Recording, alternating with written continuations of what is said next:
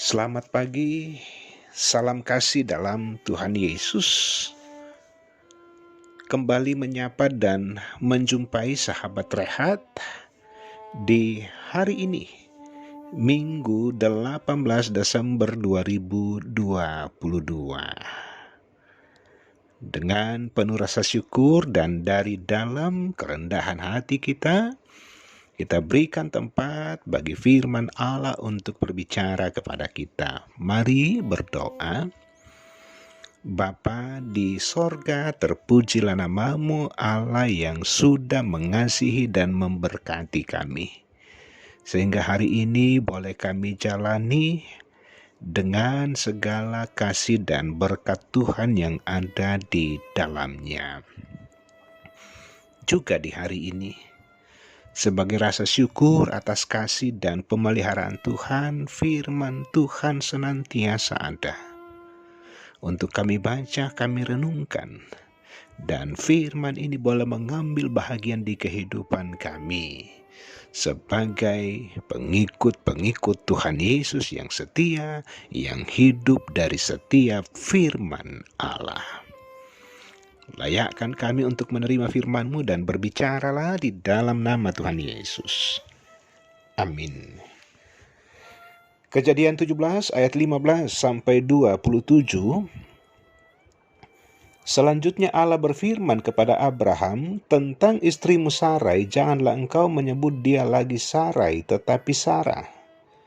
Itulah namanya. Aku akan memberkatinya dan daripadanya juga aku akan memberikan kepadamu seorang anak laki-laki, bahkan aku akan memberkatinya sehingga ia menjadi ibu bangsa-bangsa, raja-raja bangsa-bangsa akan lahir daripadanya.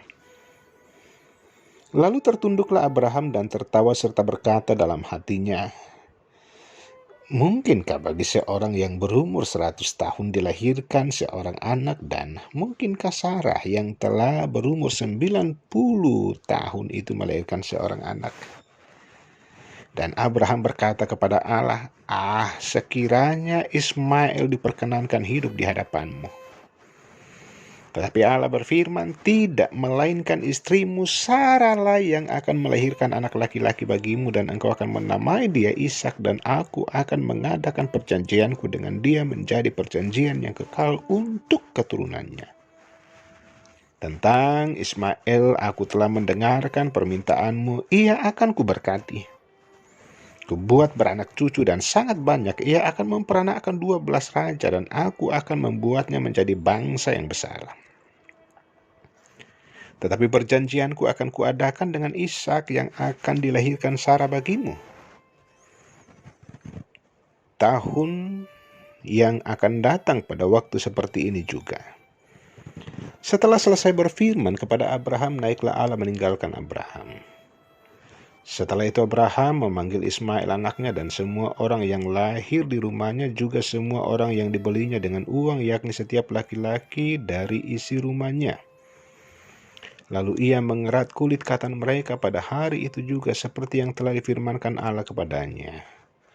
Abraham berumur 99 tahun ketika dikerat kulit katannya. Dan Ismail anaknya berumur 13 tahun ketika dikerat kulit katannya. Pada hari itu juga Abraham dan Ismail anaknya disunat, dan semua orang dari isi rumah Abraham, baik yang lahir di rumahnya maupun yang dibeli dengan uang dari orang asing, disunat bersama-sama dengan dia. Amin.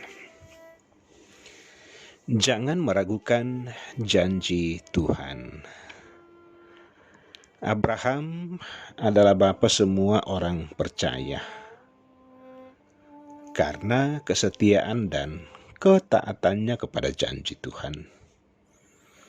Ia berasal dari Ur Kasdim di Mesopotamia Selatan yang dipanggil Allah untuk pergi ke tanah yang ditunjukkan Tuhan kepadanya.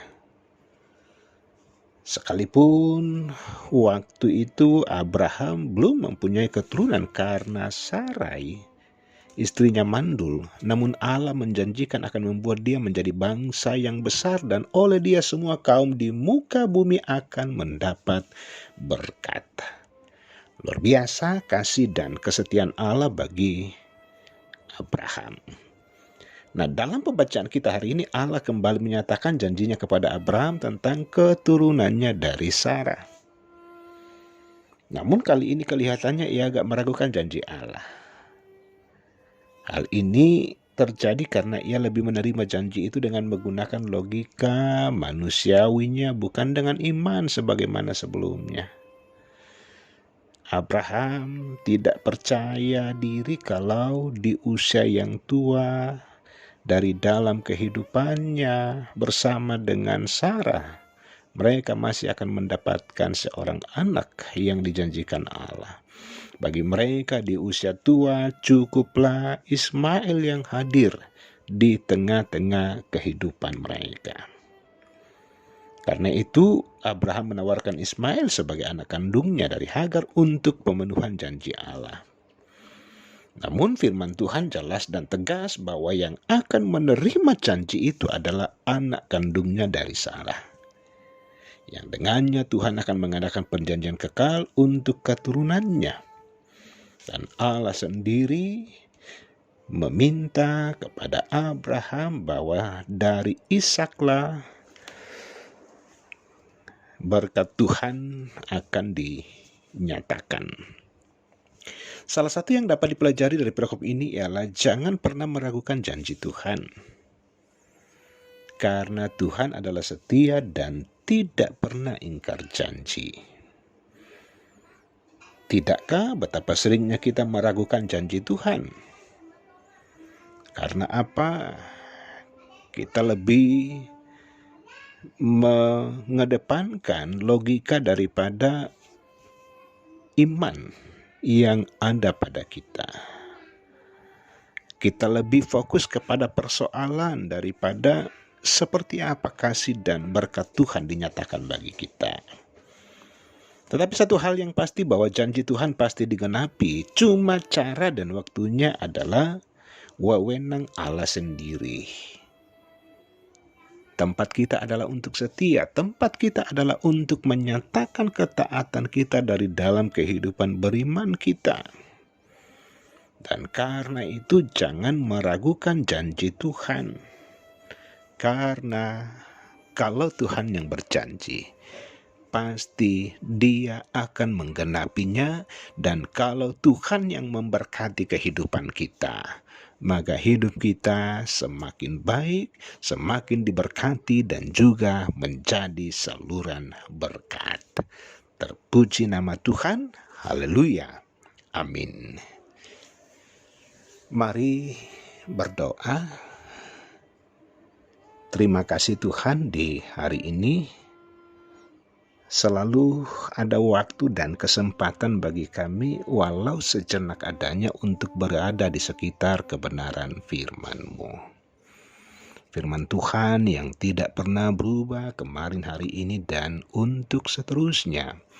Dan juga Tuhan yang memanggil Abraham, Tuhan yang berjanji kepada Abraham adalah Allah yang sama yang juga meminta kesetiaan bagi kami di hari ini.